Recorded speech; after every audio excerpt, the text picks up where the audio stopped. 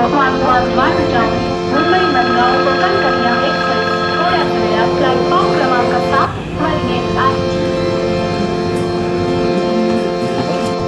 सगळ्या महाराष्ट्रात सगळ्यात मोठ्या ट्रेन म्हणजे नागपूरपासून चालू होते आणि गोवापर्यंत असं डिस्टन्स कव्हर करते. टोटल 1,500 किलोमीटरचा प्रवास कव्हर करते आणि 1,500 किलोमीटरचा प्रवास करायला 30 तासाचा वेळ घेते.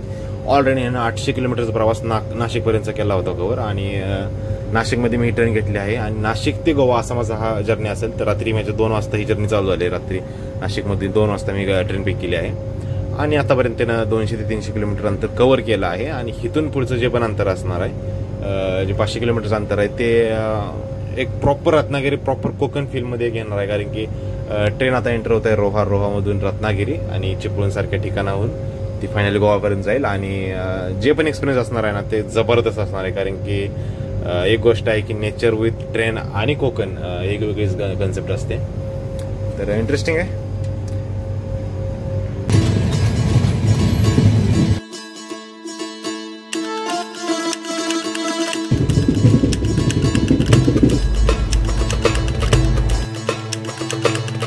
ही एसी कोच आहे, एसी स्लीपर कोच आहे. ऐसा स्लीपर कोच आहे आणि एक विंडो भेटते मस्त पैकी जी मूव होत नाहीये आणि मस्त.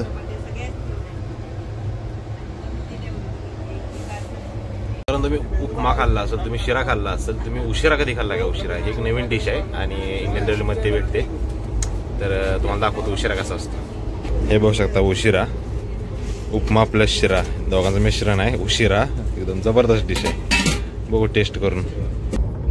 दिस इज उशिरा उपमा,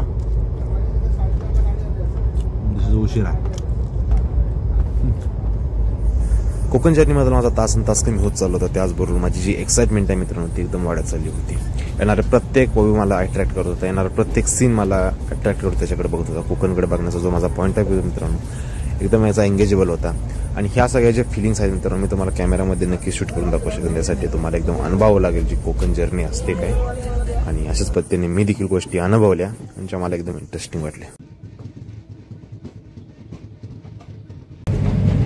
मित्रांनो कोकण रेल्वेची एक इंटरेस्टिंग अशी गोष्ट आहे की जी कोकण रेल्वे आहे ना मोस्टली बोधग्यातून ट्रॅव्हल करत असते. आणि मागच्या 10 मिनिटापूर्वी पण असाच एक इन्सिडेंट झाला.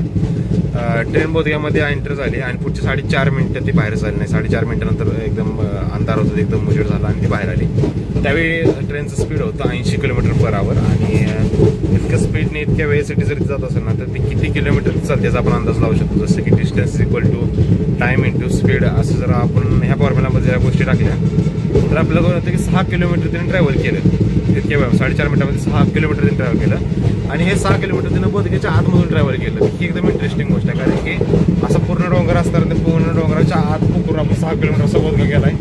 आणि ट्रेन गायब होते पुढे डायरेक्ट 6 किलोमीटर नंतर निघते. आता ही लोकलसाठी एक सॉरी मेट्रोसाठी वेगळी गोष्ट आहे. कारण मेट्रोमध्ये ॲडव्हान्स टेक्नॉलॉजी यूज केली जाते. पण ह्याच्यामध्ये ऑलरेडी म्हणजे जुन्यापासून या गोष्टी बनवल्या तर इंटरेस्टिंग आहे. आणि हे फील जे आहे ना ही टोटल कोकणमध्ये आल्यानंतर आपल्याला कोकण रेल्वेमध्ये बसल्यानंतर भेटते. आणि जबरदस्त इंटरेस्टिंग असं वाटतं बरं का. ज्यावेळी बोधग्यामध्ये जातं बोधग्यामधून जेव्हा बाहेर येते ना जबरदस्त असं इंटरेस्टिंग असं वाटतं. तर मजा येते. माझ्या आजच्या 8 तासाच्या प्रवासामध्ये मला कोकणमध्ये जबरदस्त आणि इंटरेस्टिंग अशा गोष्टी बघायला आणि अनुभवायला भेटल्या. याच प्रवासामध्ये मला काही मित्र सुद्धा भेटले आणि त्यांच्याशी कम्युनिकेशन करून त्यांचे अनुभव आणि त्यांच्या काही गोष्टी मला ऐकायला भेटल्या. ओव्हरऑल मला जर्नी एकदम इंटरेस्टिंग अशी वाटली आणि नक्कीच मी जर्नी एकदम इंटरेस्टिंग आणि एन्जॉयबल फील केली.